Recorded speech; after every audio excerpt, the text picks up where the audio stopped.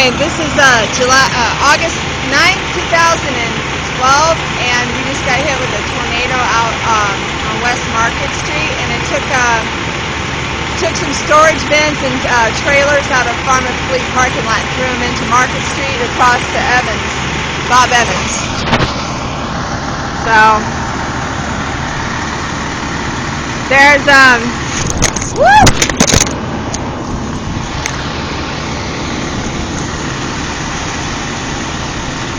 There is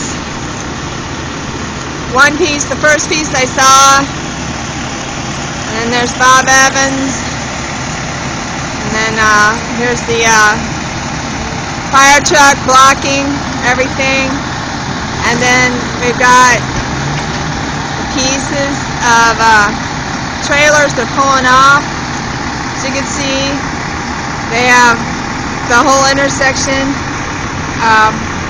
And then if I zoom in here, you can see the trailers that were smashed and thrown from the parking lot at Farm and Fleet on West Market Street. I don't see any other damage though. I don't know.